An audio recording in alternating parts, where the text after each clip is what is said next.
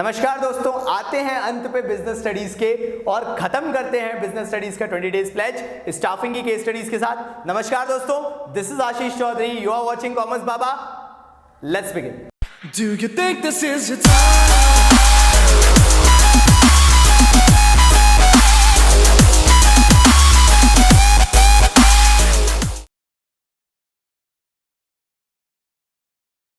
तो पहली case study क्या कहती है? अ कंपनी है एबी लिमिटेड है, started a new plant for manufacturing solar based motor bikes in India.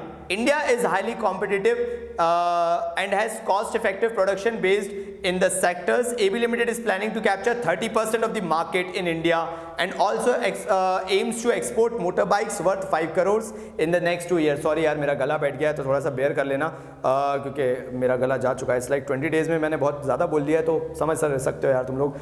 तो आगे बोला है उन्होंने, mister X is appointed by the company to advise this matter. उन्होंने बोला एक मिस्टर एक्स है जो वर्कफोर्स रिलेटेड ही होंगे, तो उनको अपॉइंट किया गया है। Briefly explain the process of staffing with the company has to follow. यहाँ पे स्टाफिंग प्रोसेस आपको पूरा बताना है, और अगर आप स्टाफिंग प्रोसेस पूरा बताएंगे तो आप याद रखना कि स्टाफिंग प्रोसेस को आपको डिटेलिंग में पूरा एक्सप्लेन करना पड़ेगा। सर हम केस स्टडीज में कैसे करें? थोड़ा सा क्वेश्चन से रिलेटेड हुए आंसर देना, जो भी दो तो उसमें मिस्टर एक्स जो है उनका बार बार जिक्र कर देना ताकि स्टाफिंग प्रोसेस क्लियरली लिख सको। ठीक है, चलो सेकंड देखते हैं। उन्होंने बोला identify the value followed by the company. कुछ नहीं है यार, वैल्यू कुछ नहीं, कॉम्पिटिटिव मार्केट में रिटेन करना चाहते हैं अपना market share, and they are thinking about energy saving and cost effective techniques where they can save the environment वगैरह आप बता सकते हो। ठीक है, चलिए नेक्स्ट केस स्टडी पे बढ़ते हैं। तो नेक्स्ट केस स्टडी क्या बोलती है? An accountant is sent to learn the new software for accounting to prepare the books of accounts faster. एक अकाउंटेंट को लर्न करने भेजा गया है कि भैया नया सॉफ्टवेयर लर्न कर लो। he was further sent to orientation, उसको ओरिएंटेशन के लिए भेजा गया to improve his motivational and conceptual skills, ताकि वो सब लोगों से फैमिलियर हो जाए, वो बाकी लोगों से पूछ सके कि वर्किंग कैसी होती है, तो मोटिवेशन भी उसे मिल सके, कंसेप्चुअल क्लैरिटी भी आ सके। Identify and explain two concepts explained above. इस पे स्टार लगा लेना इसकी स्टडी पे, क्योंकि यहाँ पर क्लियरली बोला गया है कि टू कंसेप्ट्स बताओ। आप उसको ट्रेन कर रहे हो because you are sending him to learn the software, plus आप उसको जब ओरिएंटेशन भी दे रहे हो तो it contributes to the development of the employee, क्योंकि एम्प्लॉय थोड़ा सा फैमिलियर हो जाता है, थोड़ा सा फ्री हो जाता है, कॉन्शियस माइंड नहीं रहता है, तो वो धीरे धीरे अपने आप को डेवलप भी करने लगता है। तो इसका ट्रेनिंग एंड डेवलपमेंट हो गया पहला। Differentiate these concepts on the basis of suitability, method used and nature. Suitability training की तब होती है जब बंदा ट्रेंड ना हो और उसको वो स्किल्स लर्न करनी हो according to the needs of the job. Development मतलब होता है gaining the experience out of the job. फिर आ जाता है मेथड यूज्ड। मेथड यूज जो है यहाँ पे अगर हम ट्रेनिंग के अंदर बात करें तो हम उसको सीखने के लिए भेज रहे हैं, तो जब वो सॉफ्टवेयर सीखेगा तो किसी मास्टर के अंडर में सीखेगा, तो अप्रेंटिसशिप ट्रेनिंग होगी उसकी। और when it comes to the development, skills enhancement हम उसके अंदर बोल सकते हैं। फिर आ जाते हैं नेचर के मतलब पे, तो training is just for a limited period of time but development goes on and on and on for a longer period duration, जब तक वो जॉब करता रहेगा। ठीक है, इसके अंदर ये चीजें डिटेलिंग में लिखना है। चलिए आइए नेक्स्ट केस स्टडी पे बढ़ते हैं। फिर name the training method in which a newly appointed employee is acquainted with the organization. Organization से एक्वेंट होना मतलब होता है ऑर्गेनाइजेशन से फैमिलियर होना।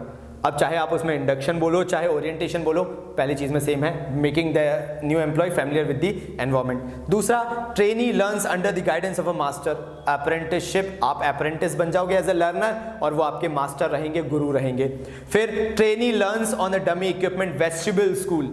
जब डमी इक्विपमेंट पे काम करके सीखते हैं तो वो वेस्टिबल स्कूल होता है। क्लियर है यहाँ पे, ज्यादा डिटेलिंग नहीं है। चलिए नेक्स्ट केस स्टडी पे बढ़ते हैं।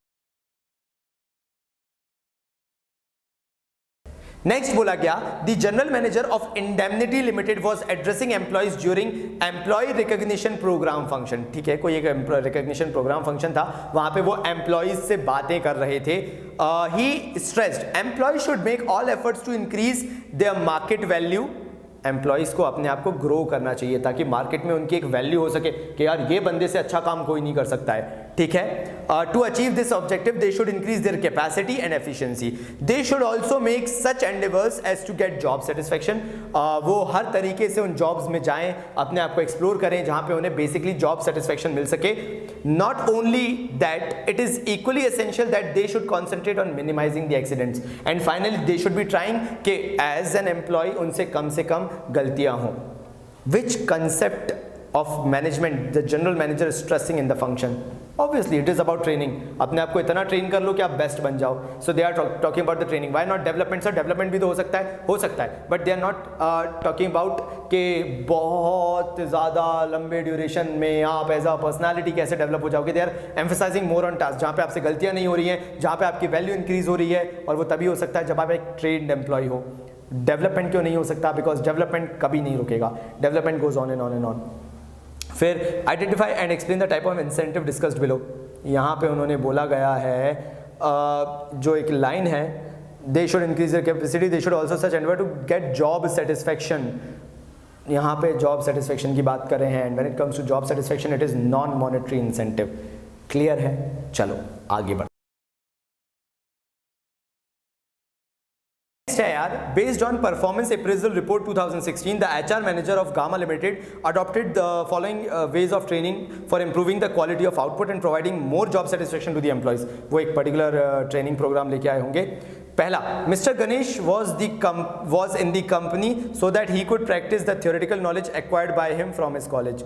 जो उन्होंने बोला एम्प्लॉयज़ के लिए, तो mister Ganesh was in the company so that he could practice the theoretical knowledge acquired by him from his college. तो गणेश भाई साहब अगर कंपनी के अंदर हैं और वो ट्रेनिंग ले रहे हैं, तो ये कौन सी ऑन द जॉब ट्रेनिंग के अंदर कौन सा है? इंटर्नशिप, क्योंकि उसने जो कॉलेज में थ्योरेटिकल पोर्शन लर्न किया है अब वो उसकी प्रैक्टिकलिटी सीखना चाहता है, और मैंने क्लियरली बताया था ये पार्ट होता है इंटर्नशिप का। Next, mister Rahul was provided a dummy model of machinery to do practice on it. खिलौना दे दिया, खेलते रहे, तो वो क्या हुआ? वेस्टिबल ट्रेनिंग हुआ, मतलब अगर वैसे देखें बेसिकली तो। फिर उसके बाद तीसरा इन्होंने क्या बोला है, लेट मी सी। हाँ, mister Shekhar was asked to work with an expert for a specific period of the time on that he learns by observation. Expert के पास गए हैं भाई वो भाई साहब, तो एक्सपर्ट के पास जाना आप जानते हो कि उसको क्या नाम दे देते हैं? वेस्टिबल, सॉरी वेस्टिबल क्यों बोल रहा हूँ यार, अप्रेंटिसशिप प्रोग्राम बोल देते हैं। When you are working as an apprentice, master के अंडर में आप काम कर रहे हो एज अ लर्नर। ठीक है, चलो नेक्स्ट केस स्टडी पे पढ़ते हैं। फिर बोला गया यार, प्योर एनर्जी लिमिटेड जो है imported a new hitech machine, वो नई नई मशीन लेके आए हैं from Japan, manufacturing high quality and low cost solar panel in India.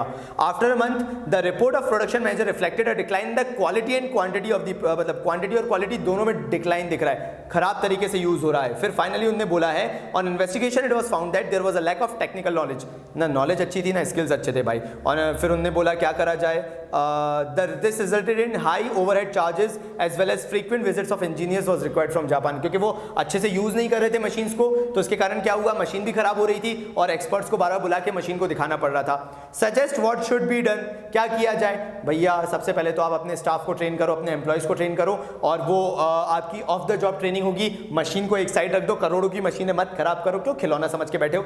नया खिलौना दो, वेस्टिबल स्कूल में भेजो ताकि वो खिलौने पे काम करके देखें, जब खिलौने पे काम करना आ जाएगा तब करोड़ों की मशीन हाथ में दे दो। चलो आगे बढ़ते हैं, ठीक है। Also state how the employees will be benefited from the suggestion, तो इंपॉर्टेंस बता देना भाई कि किस तरह से ट्रेनिंग से हमें फ़ायदा होता है, बेटर यूटिलाइजेशन ऑफ रिसोर्सेज वगैरह सारी चीज़ें इसमें ट्रेनिंग के इंपॉर्टेंस बता देना। State the value of pure limited, saving the environment बता देना। Identify the function of management, क्या है यहाँ पे, किस फंक्शन के बारे में बात कर रहे हैं? ट्रेनिंग की बात कर रहे हैं। फंक्शन ऑफ मैनेजमेंट, ये ट्रेनिंग किसके अंदर आता है, कौन से फंक्शन के अंदर? स्टाफिंग फंक्शन के अंदर। तो कोर फंक्शन स्टाफिंग होगा जिसके अंदर ट्रेनिंग की बात चल रही है। ठीक है, समझ में आ गया ना? नहीं आया तो रिपीट कर लो जल्दी से एक बार, आगे बढ़ते हैं। फिर बोला गया, in order to decrease the cost, new case study के अंदर के increase the quality of work, XYZ limited जो है उन्होंने सोचा कि वो मॉडर्नाइज करेंगे अपने प्लांट को। Now it is necessary to provide the knowledge of new technology to workers, suggest the supervisor of company how to help workers to learn technology and the benefits derived from it। आप उनको train करोगे, नई technology लेके आए हो तो training के अंदर उन्हें वेस्टिबल स्कूल में भेजोगे, उस जैसे डमी पे काम करवाओगे ताकि उन्हें चीज़ें समझ में आ जाएं। इसके अलावा और कुछ नहीं है। ठीक है, छोटी सी की स्टडी थी, ट्रेनिंग के अंदर वेस्टिबल स्कूल दिखा देना, क्योंकि नई टेक्नोलॉजी आने वाली है। फिर वही खिलौने से खिलवाओ, नई मशीन की, करोड़ों की मशीन के साथ खिलवाड़ मत करो, गलत होता है। आगे बढ़ते हैं। तो यार अब आगे नेक्स्ट केस स्टडी में तेजा लिमिटेड जो है उनके पास 22,495 एप्लीकेशंस आई हैं for the post of 50 supervisor. 50 लोगों की पोजीशन है, इतनी सारी एप्लीकेशन आई हैं। प्रिलिमिनरी स्क्रीनिंग वाज डन और उसमें से 3545 एप्लीकेशंस जो है उनको फिल्टर आउट कर लिया गया जो कि जॉब के लिए क्वालिफाई कर रहे थे। Various steps of selection process were taken and finally 50 candidates as supervisors are selected. Finally 50 को आपने सुपरवाइजर जैसे सिलेक्ट कर लिया, they were directly posted to the respective post और उनको पोस्टिंग भी दे दी गई। अब आगे वो पूछ रहे हैं after 1 month performance appraisal of these candidates conducted, it was found that out of 50, 8 were not able to perform as per the standards as they were facing practical problems while handling the machine.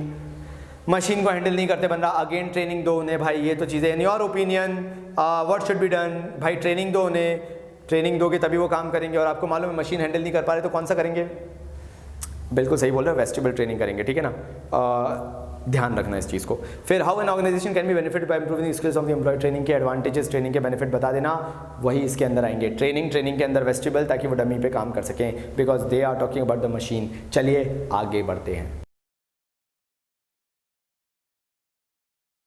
Next case study करने से पहले एक चीज समझ लो कि apprenticeship में और vestibule school में सिर्फ ये डिफरेंस होता है, अप्रेंटिसशिप के अंदर more of theoretical work, more of conceptual art जो होता है, जो चीजें लर्निंग के लिए होती हैं थ्योरेटिकल पोर्शन में, अप्रेंटिसशिप के अंदर ज्यादातर वो आते हैं the skills, basically the theoretical things which you have learned, उनकी skills डिटेलिंग में सीखना। वेस्टिबल में when you have to work as a labor और सेपरेट पूरी टेक्निक सीख के आनी है, तो जाओ डमी में सीखो और आ जाओ वापस, ठीक है। तो नेक्स्ट केस स्टडी क्या बोलती है, the workers of Vyam limited are enable to work on new and high tech machine imported by the company to fulfil the increase demand, therefore the worker seeking extra guidance from the supervisor, the supervisor is overburdened with the frequent calls of workers, suggest how the supervisor by increasing the skills and knowledge of workers can make them handle their work independently, also state 3 benefits of the workers will derive again training. It is जो भाई supervisor है वो परेशान है कि वो कैसे मदद करे, तो वो वर्कर्स क्योंकि हर बार आके पूछते रहते हैं, तो एज अ होल इकट्ठी ट्रेनिंग प्रोवाइड करा दो वर्कर्स को। याद रखना मैक्सिमम की स्टडीज इस चैप्टर से ट्रेनिंग से आती हैं, तो प्लीज याद रखना। तो उनको ट्रेनिंग करा दो, अच्छे से ट्रेन करो उनको। और उनने सेकंड पूछा है ट्रेनिंग के अंदर के ट्रेनिंग बता दो, ट्रेनिंग के अंदर again because it is about hitech machines, तो वेस्टिबल स्कूल बता दो, और उसके बाद ट्रेनिंग की थोड़ी सी इंपॉर्टेंस इसके अंदर बता देना, सो दैट आपका आंसर कंप्लीट हो जाए, ठीक है। चलिए लास्ट केस स्टडी पे बढ़ते। तो यार नेक्स्ट केस स्टडी में क्या बोल रहे हैं, a company has its own recruitment policy to fill the vacant positions या post with suitable employees, most of positions are being filled by contacting specialised agencies so as to attract the most capable workforce competitive organisation. उन्होंने बोला कि भैया पहला जो है उसके लिए तो हम क्या करेंगे, हम बिल्कुल जो कॉम्पिटिटिव है उसके लिए तो हम कुछ एजेंसीज को कांटेक्ट करेंगे, तो बेसिकली वो होंगी आपकी प्लेसमेंट एजेंसीज होंगी। जैसा मैं डिस्कस कर भी चुका था कि वेरियस सोर्सेज ऑफ रिक्रूटमेंट के अंदर you can go for the placement agencies, उनके अंदर आप जाके जो पोटेंशियल एम्प्लॉयज हैं उनको आप मार्केट से लेके आ सकते हैं। Then to foster the spirit of loyalty and motivate the employees, the middle level positions are filled from within the द ऑर्गेनाइजेशन। तो इंटरनल सोर्सेज ऑफ रिक्रूटमेंट हो गए, उसके अंदर आप प्रमोशन कर सकते हो, ट्रांसफर करके नए एम्प्लॉयज को लेके आ सकते हो।